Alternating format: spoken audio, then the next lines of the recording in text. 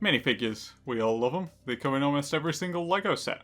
Some are pretty generic, like Town and City, and some are rather strange, like this fine gentleman. LEGO figures have gone through massive changes over the years, and some people, including LEGO themselves, are very particular on what classes as a minifigure. For example, this droid over here, he technically isn't a minifigure according to this book. But I'm a simple man. If it's LEGO and shaped like a character, then it's a figure, so let's take a look at some. So you got your standard figure like myself, but then you also got these short kings with tiny legs, mostly used for children but also for things like hobbits and dwarves. They're a real pain in the ass though, as they don't move at all. Even SpongeBob got the wooden leg treatment. On the other side of the coin you have big figs like this Reddit mod over here, or this giant three-headed dog. These are pretty cool and all, but they kinda don't fit into the LEGO display case due to the sheer girth that they possess. My personal favourite big fig is OG Hagrid over here. He's a little special. Bringing it back to SpongeBob, you have some cursed looking figures. Check out this Squidward for example. Or better yet, have a look at this Star Wars figure. Real talk, that's supposed to be Aldar Bedo from the pod racing event. Such a beloved character.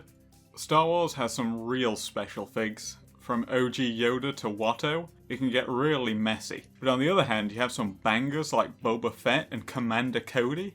Which brings me nicely onto expensive minifigures. Some of these plastic fellas are worth a good chunk of change. Look at this Boba Fett in particular, or this Rex. What makes them so special? Well, they only came in one set and they're popular characters. It seems to be a common theme for all these expensive figures. It's popular, it's a unique version, and it only came in a very specific set. The real heavy hitters though are the SDCC exclusives, and more importantly, this Spider-Man. This guy costs more money than I spent replacing all the windows in my house and a new front door. He's not the only one either. Half these Cape Cooks fetch between 1k to 5k each. If you're a degenerate, then LEGO's got you covered too, with these anime-inspired bad boys. Or if you're feeling a little naughty, check out this Leia from the original Jabba's Palace set. Some LEGO themes only featured these strange offshoot characters, like Scala and Fabuland, and I gotta be honest boys, these things are straight up terrifying.